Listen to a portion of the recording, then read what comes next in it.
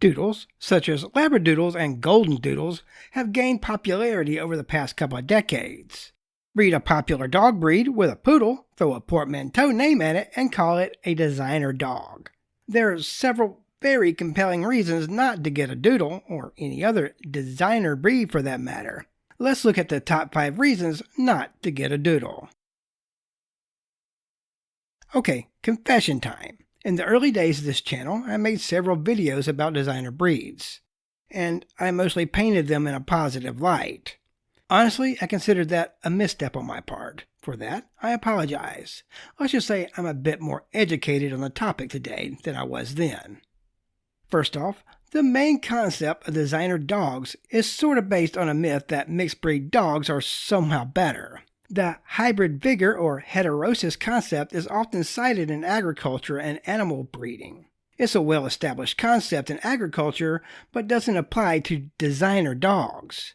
While mixed breed dogs may have a broader genetic pool, which theoretically could reduce the likelihood of inheriting certain genetic disorders that are more common in specific purebred lines, several factors contribute to the health of a dog, and being mixed breed does not guarantee better health. And here lies the first problem with Doodles. More specifically, their breeders. Since Doodle breeders do not follow ethical breeding standards, genetic testing is not a high priority for them. These genetic tests can help identify hereditary health issues and allow breeders to make informed decisions about breeding pairs to minimize the risk of passing down genetic disorders to offspring. So while mixed breeds may have a decreased chance to breed specific disorders, they are still susceptible to genetic disorders that are prevalent in multiple breeds. Remember, there are no official breed standards for Doodles, therefore no standard genetic testing. Additionally, the health history of mixed breed dogs is quite often unknown. Why? Because no ethical breeder is going to sell dogs to Doodle breeders as breeding stock. The second misconception that Doodles are often sold under is that they are hypoallergenic. It's true that the Poodle is one of the more hyperallergenic dog breeds. This has much to do with low dander and a coat that traps both dander and loose hairs. The advantage is literally in the coat.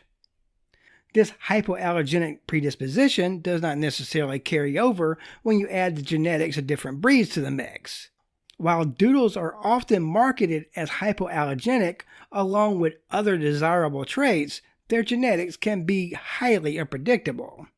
Since they are a mix of 2 different breeds, their physical and behavioral traits vary widely, making it difficult to predict exactly what characteristics a specific dog will inherit. If you want a hypoallergenic dog, there are plenty of purebred dogs, including the Poodle, that will fit your lifestyle. I'll link a video for more. Thirdly, you don't get what you paid for. Doodles can often be sold for prices higher than ethically bred purebred dogs due to several factors. First, the popularity of Doodles has led to increased demand, resulting in higher prices across the board. Bad actors know this and breed as many as they can purely for profit with little regard to the well-being of the pups. Most buyers are less than well informed about the differences between reputable and irresponsible breeding practices, or may prioritize factors like appearance and trendiness over the health and lineage of the dog. As a result, they may be willing to pay a premium for a Doodle puppy without fully understanding the potential risk associated with poorly bred dogs. With popularity comes overbreeding, sometimes called the 101 Dalmatians phenomenon. Long story short, popularity is not good for dog breeds. In the case of the Dalmatians, the release of the movie 101 Dalmatians led to a marked decline in the health of the breed overall, and has taken ethical breeders decades to repair. The popularity of Doodles and other designer dogs has led to an increase in demand, which has unfortunately fueled irresponsible breeding practices such as puppy mills and backyard breeders. This contributes to overpopulation issues in shelters and rescues, as well as perpetuate the cycle of unethical breeding practices. The more popular they become, the worse it gets. So please share this video with anyone thinking about buying a Doodle. And finally, at least for this video, buying a Doodle perpetuates everything I just said. The popularity of Doodles has led to an increased demand, which unfortunately incentivizes irresponsible breeders to prioritize profit over the health and welfare of the dogs. That's Capitalism 101. This has resulted in the proliferation of puppy mills, backyard breeders, and other unscrupulous operations that prioritize quantity over quality. Supporting these unethical breeding practices by purchasing a Doodle contributes to the cycle of exploitation and suffering in the dog breeding industry. Dogs in puppy mills and similar establishments are often kept in overcrowded and unsanitary conditions, deprived of proper care, socialization, and veterinary attention.